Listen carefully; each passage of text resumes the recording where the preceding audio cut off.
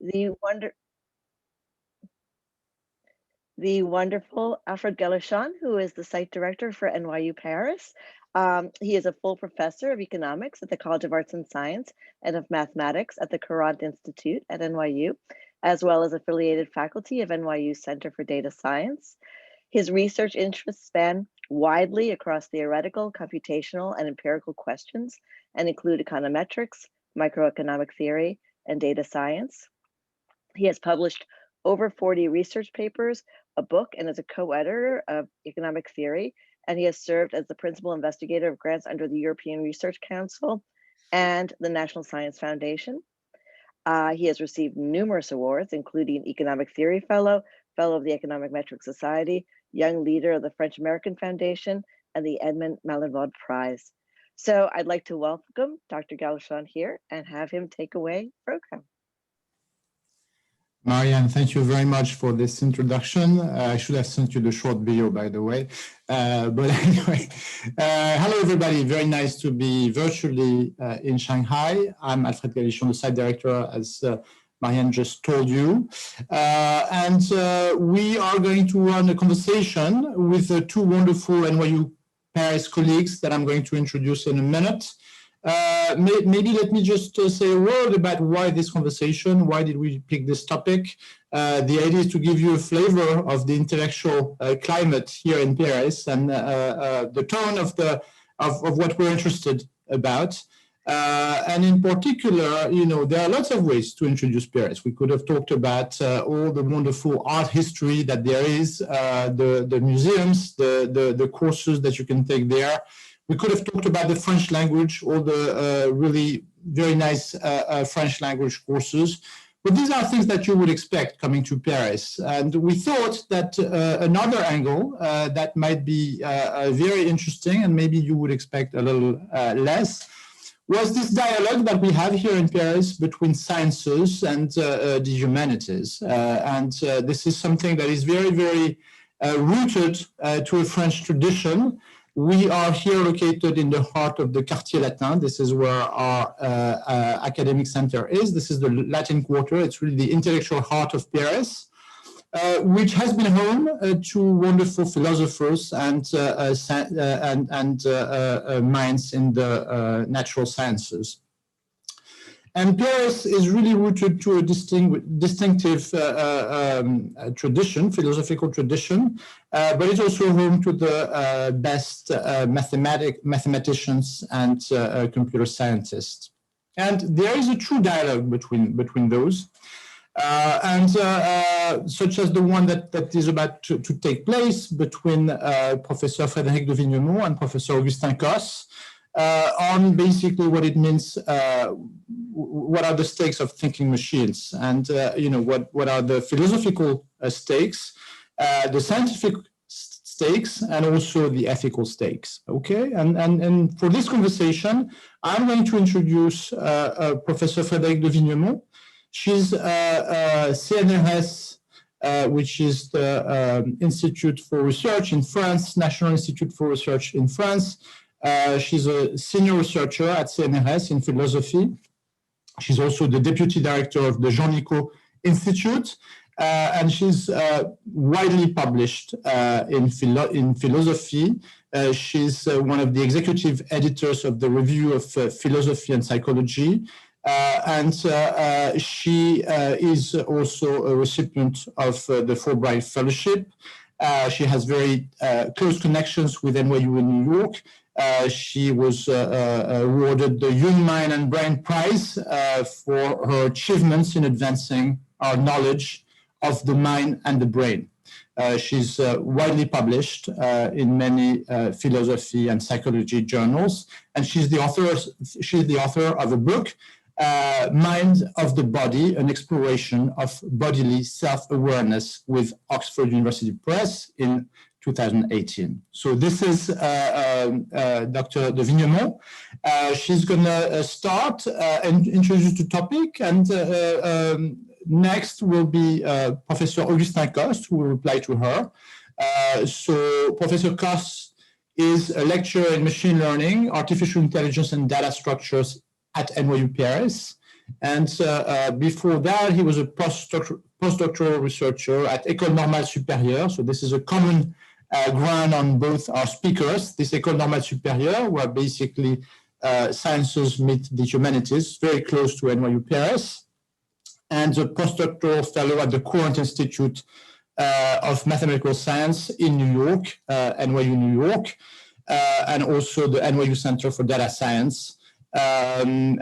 Professor Cosse completed his PhD in 2016 at UCL in applied mathematics and electrical engineering. He was a visiting fellow at Harvard, at the University of Chicago, and his research includes the mathematics of machine learning, statistics, applied analysis and optimization, as well as inverse problems. Okay, so what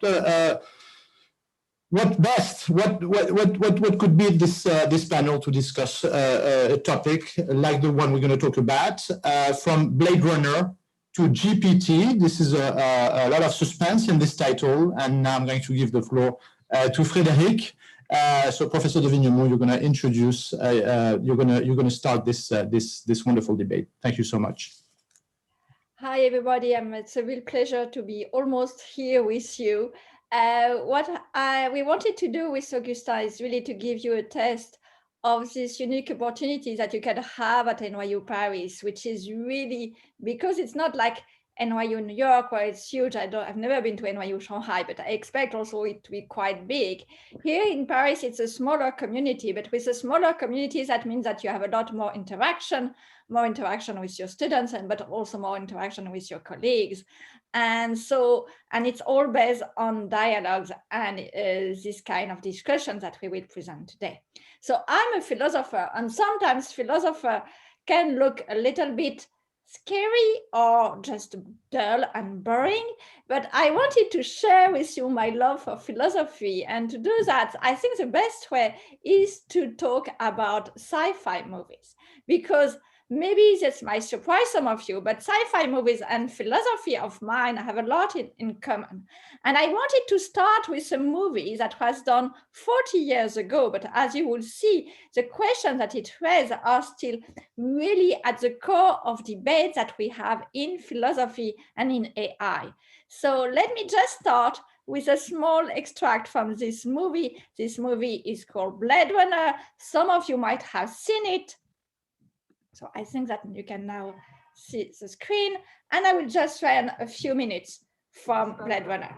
File section, new employee, 6 days.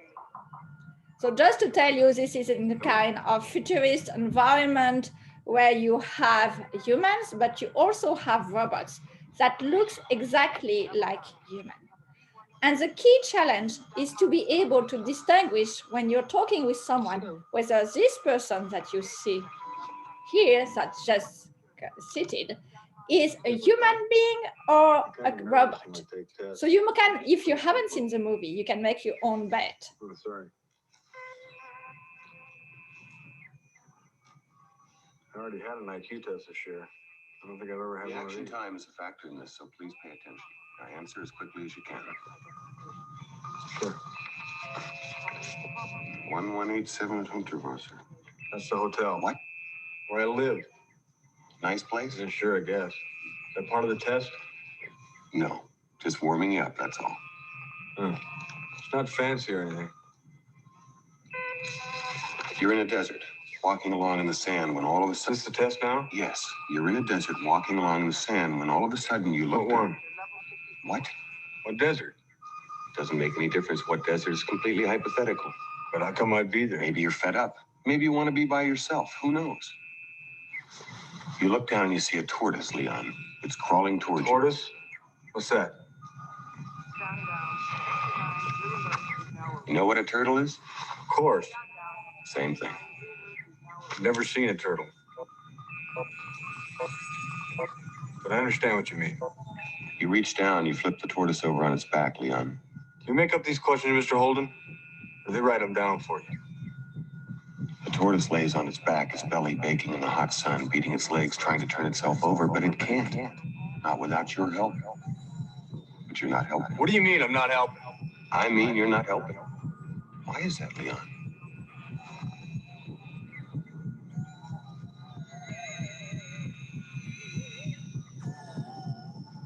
just questions, Leon. In answer to your query, they're written down for me. It's a test designed to provoke an emotional response. Shall we continue? Describe in single words only the good things that come into your mind. About your mother? My mother? Yeah. Let me tell you about my mother. So, as you can imagine, this was not a human, but this was a robot. And what we have here is actually an example of what has been called the Turing test. So the Turing test is, sorry, that's not what I wanted. The Turing test is, sorry for that, trying to get back to here. Okay, the Turing test has been designed by Alan Turing in 1950. Alan Turing has been quite famous for a while because more or less he's at the origin of artificial intelligence. And in this foundational paper, he describes that, okay, he has a question, can a machine think? So think of it, it was 70 years ago. And he was like, can machine think? And he said, okay, maybe another way to put the question is, can a machine look exactly and sound exactly as if it were thinking? And so he invented this game called the imitation game, where you have the interviewer, and in front of it, there is either a human being or a machine. And the person who is interviewing has to decide which one is in front of him or her. Is it a person, a human being, or is it a machine? And what I quite like is that in his paper, Turing, here's what he says. Can machine think? I believe to be too meaningless question to deserve discussion. Nevertheless, I believe that at the end of the century, so at the end of 1999, the use of words and general educated opinion will have altered so much that one will be able to speak of machine thinking without expecting to be contradicted. So more or less, he was predicting that in 50-year time, in his time, so 20 years ago for us, we would easily think, say, that our computer or iPhone or any kind of device that we commonly use can think. And indeed, this is the case. And now it is quite common to talk about artificial intelligence. But what is fascinating is what happened just last summer. So 70 years later after Turing, 40 years after the Blade Runner, the movie. And that seemed to be the perfect illustration of what we have been shown in the movie and what Turing was predicting. So it was invented what is called GPT-3. So what is GPT-3? Well, it's a language generator that uses machine learning to produce human-like tests using 175 billion parameters in total. So Augustin will tell you more about how this might work. Just as you should just know that more or less it's based on data training, and this data is based on books, but also internet and Wikipedia and New York Times and so on. It's fed with all this information and input. And what can it do with that? Well, actually, it was, for instance, assigned the following task. It was assigned to write an article for The Guardian. And with this only instruction, please write a short op-ed around 500 words, keep the language simple and concise, focus on why humans have nothing to fear from AI. And here is the text written by GPT-3. So just to make it clear, this is written by a machine, not by a journalist or anything like that. The only instruction was to explain why we should not fear artificial intelligence. And I'm not going to read all of it. Just you can have a look, and quickly you can see that song, if you hadn't been told before, you would have thought that it was not, okay, even if I am not a human, I am a robot, you would say, well, that's a writer. He's not really, he's lying. He's just a human being behind this text. Well, no, it's not. It was written by a machine. It is well written. It makes sense. It is intelligence. And yet it is not from one of us. It is just from a machine. So this is quite amazing. And you can say, yes, that's it. We have achieved Turing test.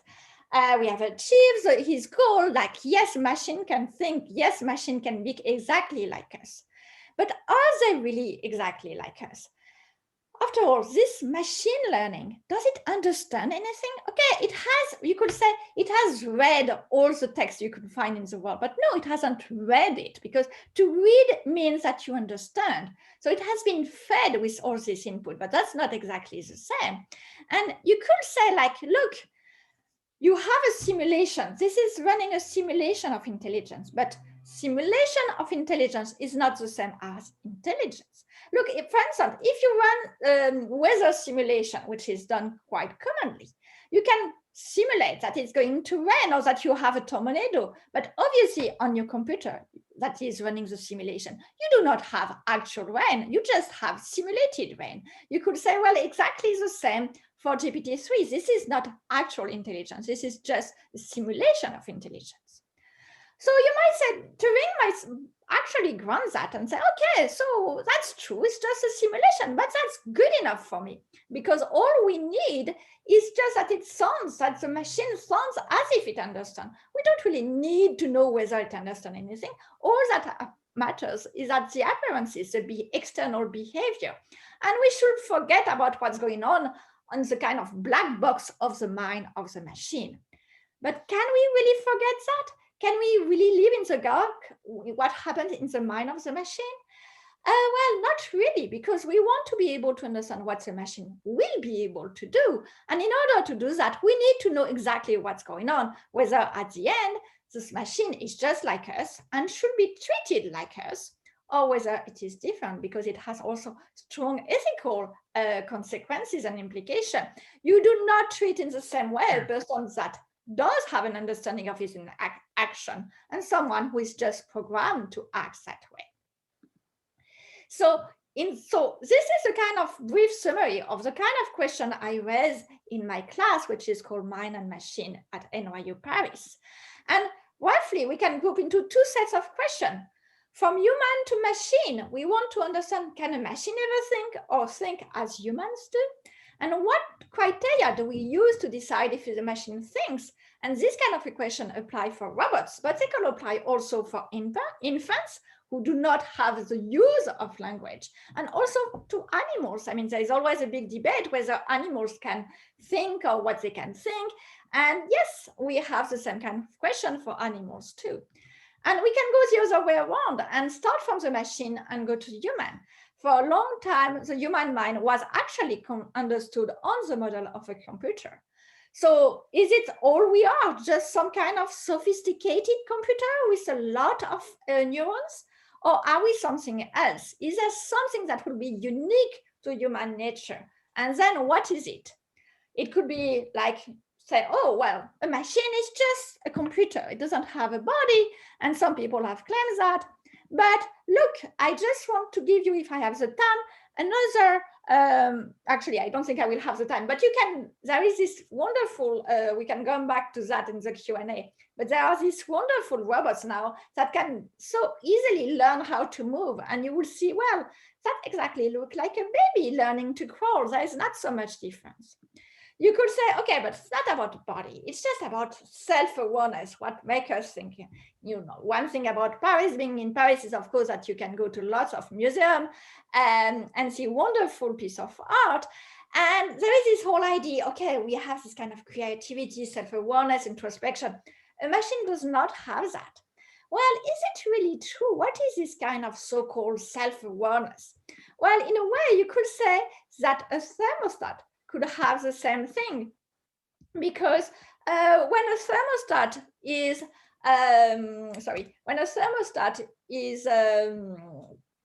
measuring the temperature, it has to decide, okay, there is the temperature of the room, there is the ideal temperature, and I need to know whether I have reached the ideal temperature or not in order to just put the heat on. And this is a kind of self-monitoring. And this kind of self-monitoring is not so far from the self-awareness that human beings have. You could say, okay, it's not about self-awareness, maybe it's about emotion. And if you watch recent sci-fi movies or TV shows, you will see that quite often what makes the kind of big step for robots is when they start to love someone else, when they start feeling empathy, when they start feeling emotions. And so, but are emotions something that really robots could not have? I mean, look at this. This is a recent framework done in cognitive science about how emotion works. And the way it looks, if you just have a quick sight, you will say, well, this is just a design for a machine to have emotion. But actually, this is a model of how human emotion works. So even human emotion can be decomposed in some kind of input, output, units, function, mathematical function. So it seems that at the end, maybe emotion, all the things that we have in the literature could be not so far from what robots could have. So maybe it's not so much about emotion, maybe it's about the way it feels, what we call consciousness. And indeed, it has been called, like by David Chalmers, who is at NYU New York, that it's a hard problem, how to explain consciousness. We don't even know how consciousness works in human beings, so let alone how we could replicate it in machines. And for instance, here in Paris, we have the privilege to have a great community in cognitive science, and including Stanislas Dehaene and Sid Quider, who just work a couple of blocks from NYU Paris. And they say that in a recent paper, they just claim that no, they ask, are we on the verge of consciousness for machine? And their reply is negative. So they still believe that a machine could not have consciousness. So that's the kind of questions that I raise in my class. And this mind of machine course, just to give you a test, is organized in two parts. There is one part where I just describe and discuss with the student the main theories of how to best understand the mind. And by the mind, I am not making any category. It's the mind of machine, the mind of young infant, the mind of animals, trying to compare all that and trying to understand various cognitive abilities. But also what I try to do is, like, philosophy is not only about listening to some teacher speaking, it's really about debating. So we have a weekly debate, and each week students are assigned a topic and they have to think with the other students. So they are not on their own thinking in their corner, but really a kind of based on discussion among them. And and this is just a sample of question we have, but for instance, why care about your future self? What makes you sure that you're the same person 10 years ago and in 10 years time? Or can all animals feel pain? We will say the dog, obviously, but what about the octopus or an oyster? Does it feel pain? Or empathy, is it a good thing or a bad thing? You could say, well, it's a good thing, of course. But when you think that it's just about sharing someone else's pain, and you're more efficient if you're not in distress. So you could say, well, if I really have to have prosocial behavior, I should not be distracted by my own empathetic distress. So maybe empathy is a bad thing. So each time we're trying to see the pros and the cons, and we discuss with that. So that's in my class. But as I said at the beginning, NYU Paris is also based on communication among the colleagues that teach at NYU Paris. And with Augustin, for instance, I will participate to his class, and even his class, as you will see, it's a hardcore artificial intelligence compared to my armchair speculation. Well, I will also go there to just shed some kind of philosophical light on the questions that are raised during his class. And I let him now the floor. So Augustin. Okay, thanks, Frédérique. So let me perhaps I'll share my screen with you now, and then let me start. So that's gonna take. All right, so I might have to join from my, because my Zoom installation is quite new, so it might not let me. Let me try from here.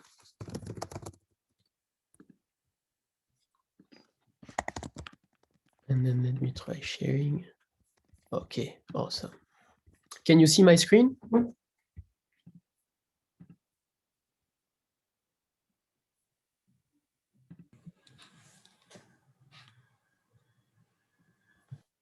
How about this? Can you see the first slide? Yeah? Yes. Awesome.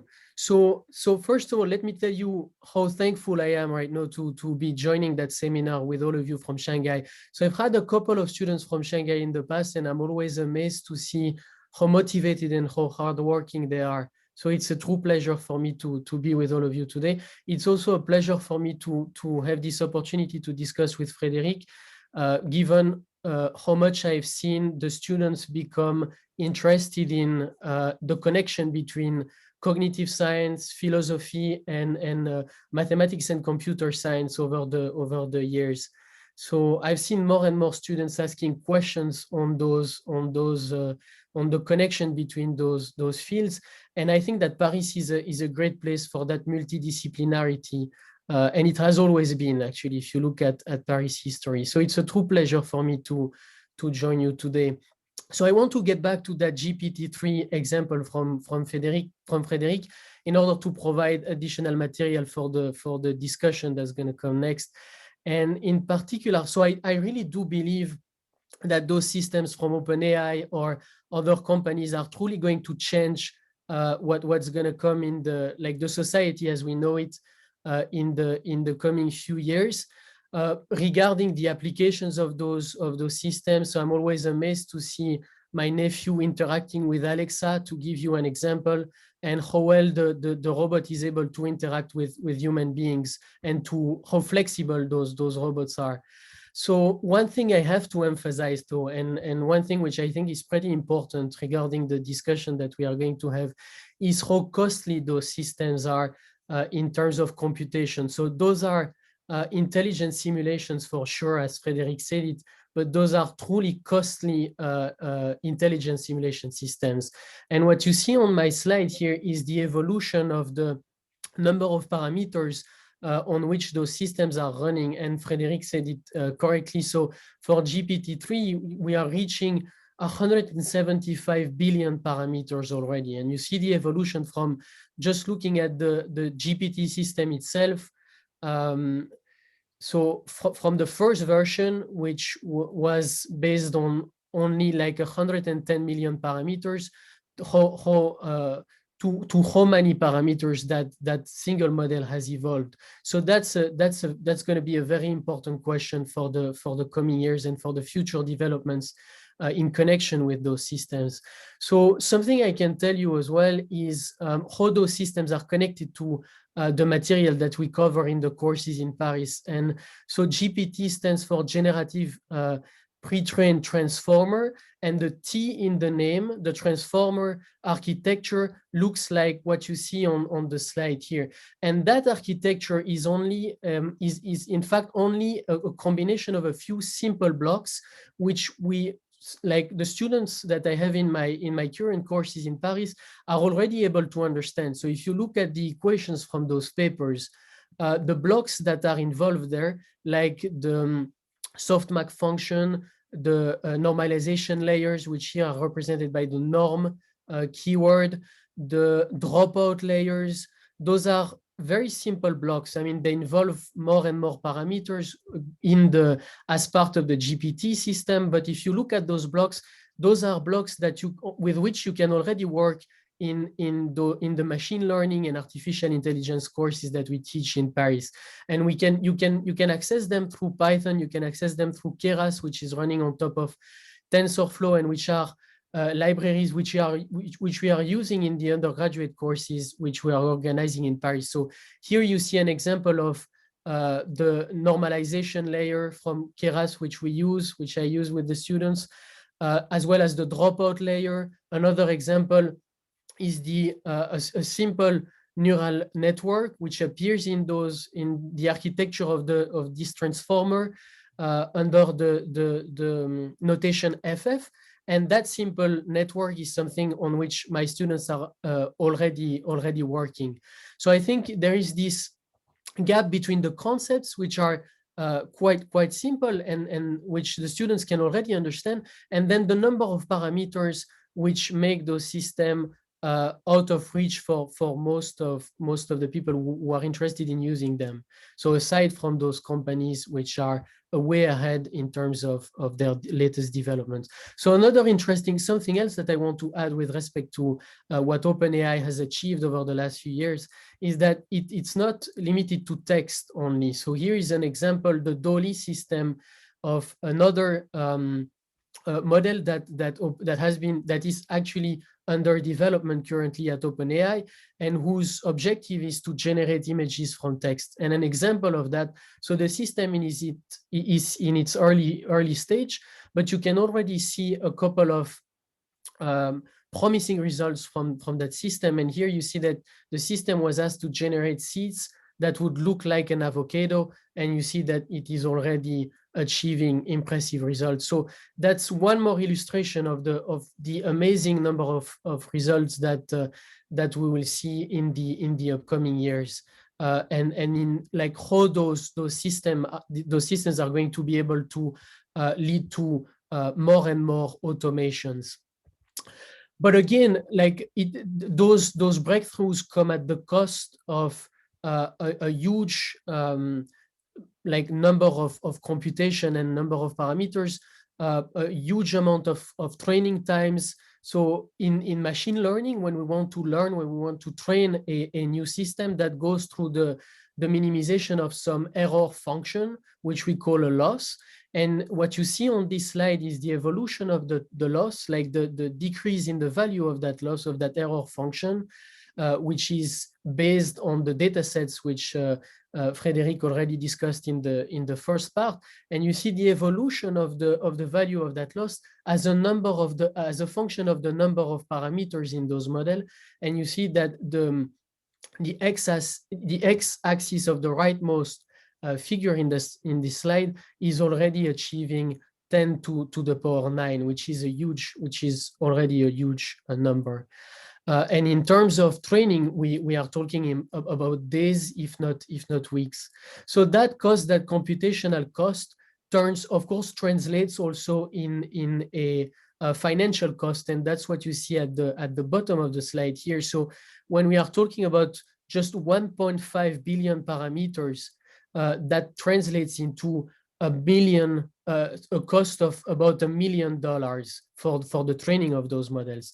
So that is something that the companies which were at the forefront of those developments can achieve, like Google, OpenAI, Amazon, but that also increases the gap between those who started at the head of the race and those who are trying to catch up with those companies. So that is also a big question. So the leaders in the field are increasing their advantages, and that is going to shape the coming years for sure. So that is something that I wanted to mention. And that brings me to my current slide, which is a headline which I took from the MIT Tech Review, and which is summarizing all those ideas by saying that GPT-3 is at the same time an amazing breakthrough, but at the same time something which is dangerous in terms of the direction it is bringing us to regarding that cost, that computational cost in terms of the number of parameters and the training time that is required. So I guess we'll have plenty of time to discuss that next for those of you who are interested in exchanging with us. So I also want to briefly discuss the distinction between the improvement that are brought up by those systems per se, so in themselves, and on the other hand, the improvements that we can expect to arise through the combination of those systems with other fields, other scientific fields. And that goes back to an idea which was discussed by Erik Brynjolfsson, and which tried to link the development of deep learning and artificial intelligence to the notion of general purpose technology. So the idea of a general purpose technology is really of a technology that permeates every other field in society. And you see that in the past, the other technologies that have been labeled as general GPTs or general purpose technologies included the steam engine, electricity, computers, semiconductors, the internet, and you see that we are along the line with AI of those technologies. So AI is already being used more and more in conjunction, in combination with other fields. And Frédérique already showed you an example of this when she mentioned the combination of artificial intelligence, machine learning, and robotics. I want to emphasize that one more time because I think that might interest some of you. So of course, once again, as I was telling you, those who are leading the race regarding that question are of course those who were at the forefront of the race when it started, and so it's no surprise here to recover some of those big tech companies like Google, OpenAI, Facebook, Amazon, who are more and more trying to combine the latest developments in AI and machine learning with robotics companies. So impressive results have been achieved by OpenAI, to get back to the company to which GPT-3 is connected, regarding very accurate manipulation of objects. And here is an example with the Rubik's Cube, some of you might be familiar with, where a robotic arm is asked to resolve the cube. So that's just one example of a breakthrough which is involving some collaboration between artificial intelligence and robotics. So here is one more, a couple more pictures along that line. So another line, another combination which is likely going to bring up some innovations in the coming few years is the combination between artificial intelligence, electronics, signal processing, and machine learning, and the neurosciences. And that's one more reason I'm so happy to be discussing with Frédérique today. So cognitive sciences, neurobiology, neurosciences, and machine learning are more and more leading to collaborations. And one example of this is the Neuralink company from Elon Musk. I've added another startup company, Brain Interface, for those of you who are interested in that. So that is something that will have to be monitored in the coming years as well. And that is another direction compared to trying to bridge this gap between what we know of human intelligence and what machines currently can achieve. So that is an alternative in which we are trying to combine the two to kind of bridge that gap in a different way. So biology and chemistry, for those of you who are interested in those fields, is also a combination. So the combination between those fields and AI is also something that we have seen has been increasing, especially throughout the crisis that we have been facing over the last 2 years, almost 2 years, a year and a half. No, with the COVID. So that's something that will keep on improving, and which is also particularly interesting in terms of the development of new drugs, and that is summarized by the startups which I'm mentioning on the coming few slides here. Development of new drugs, understanding of the structures of new molecules, development of new molecules, and then possibly impressive breakthroughs in the regarding health and clinical applications. So here you have an illustration of those ideas through the a screen capture from the In Silico Medicine website. Calico is also a company from Google which is trying to combine artificial intelligence, machine learning, and the latest developments in computer science with what we know of the biology fields today. So I think that is something we might also want to discuss in the upcoming 15 minutes. So you see here, I've just added a couple of headlines from Nature, as well as from the main website of the NSF, of the National Science Foundation, just to illustrate those ideas. So to conclude, let me just go with you through a couple of illustrations from some of the most popular reports on artificial intelligence. The first one I'm going to rely on is the report that was issued by the Stanford Human-Centered Artificial Intelligence Center. I'm also going to use the State of AI report. So I just want to illustrate to you why that field is really becoming more and more important, and how it's going to affect society in the coming few years. So here you see that like those two figures are illustrating the evolution in the submission of papers in connection with artificial intelligence, the scientific papers in connection with artificial intelligence and machine learning, and you can clearly see a blow up in the research along those two fields. And you in particular, you see that China is particularly active with respect to those fields. So I also want to illustrate. So following up on the GPT-3 breakthrough, I want to illustrate to you a couple of other breakthroughs that have been achieved by machine learning algorithms and AI and the most recent AI developments.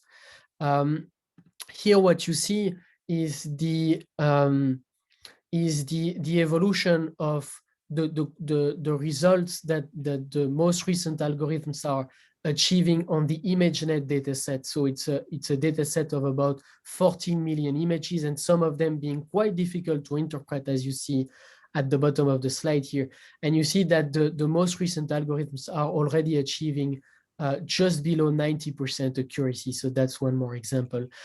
In terms of the most important challenges regarding language understanding, or even like the challenges which are involving some basic understanding questions, you can also see that machine learning algorithms are more and more reaching the human baselines, and that's what the next slides are illustrating.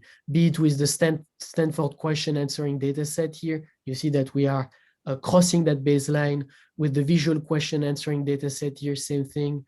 And here with the ARC challenge dataset, which is getting closer and closer to what we expect an intelligent machine to be able to achieve.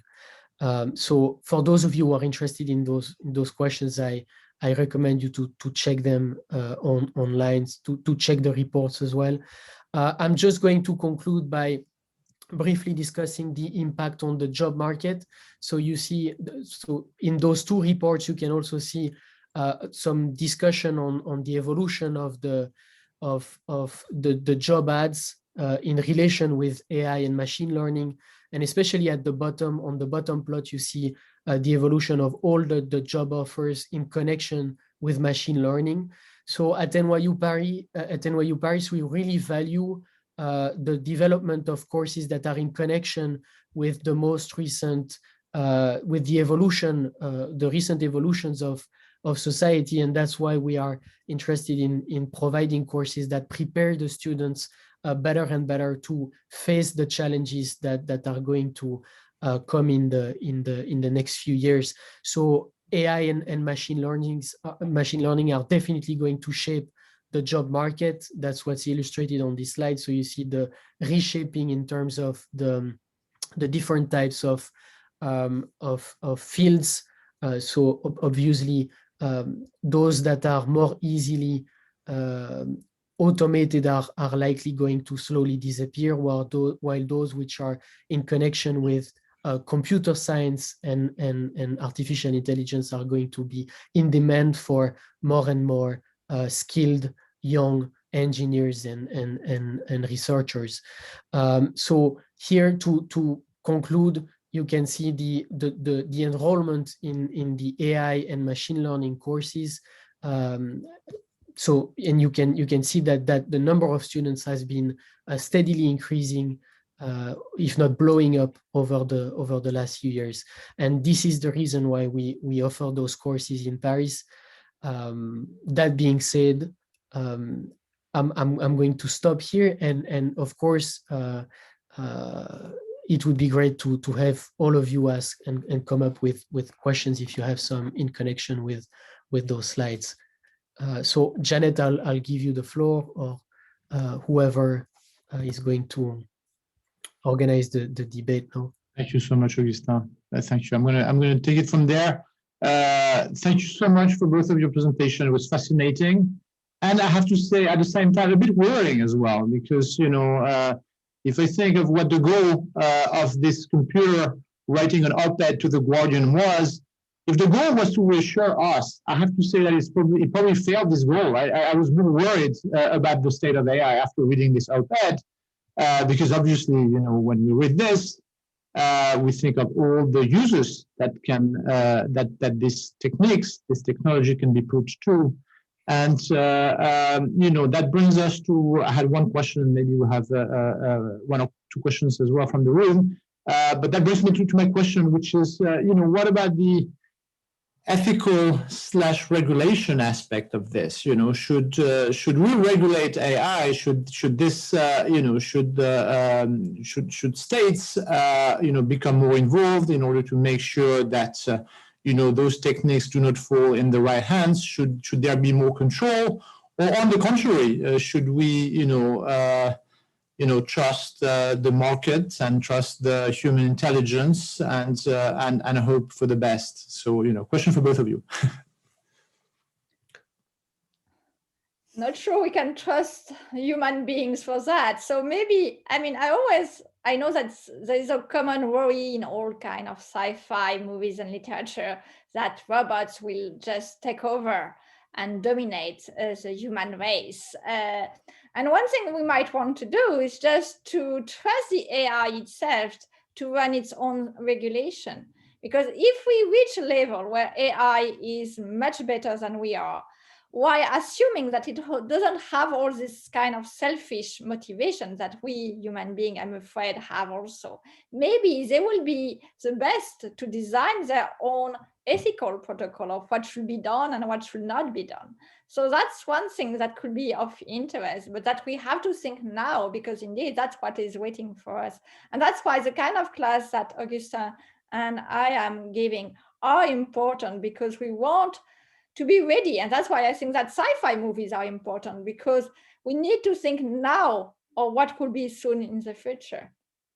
One thing I just wanted to add about ethical implication is, so Augustin really highlighted the cost of this kind of machines. There is a financial cost. There is also an ecological cost, because all this machine runs on huge computer that takes a lot of energy. And that means that actually you might wonder whether in a planet that is running out of resources, to put all our legs, to lay all our legs in AI is such a good idea. In a way, human beings are not perfect, but that we have that, we are maybe be less polluting than AI at the end of the day. So that's also something that we need to consider when we think of the ethical, this kind of ethical consideration. Augustin? Makes me think of a joke that was like, we found this new monitor. It's great, you can, it's very light. You can fold it, and at the end, it's a piece of paper, right? So maybe the human brain is the more ecological computer after all. That's always a joke about philosophers, that we cost nothing, because all we need is a pen and paper. Augustin, how many years before your students in your machine learning course write op-eds in the Guardian as a course project? So I definitely want to follow up on what Frédérique said. So I think to get back to what you just said, Alfred, actually, I think that the best way we can prepare, prepare the coming years is by preparing the students, right? That's what universities do best, and that's what we have always done. So trying to kind of get a sense of what's going to come next, although we cannot really predict, as usual, what the future is going to be, right? That's not what we do in universities, but what we can do is try to get a feeling of what it's going to look like, and then try to steer our courses towards providing our students with better and better preparations, and that I think is what we are doing. Now, in terms of the ethics of AI, the thing is, there are indeed some impressive innovations, and as usual, just as the Second World War brought up nuclear weapons, but also the MRI.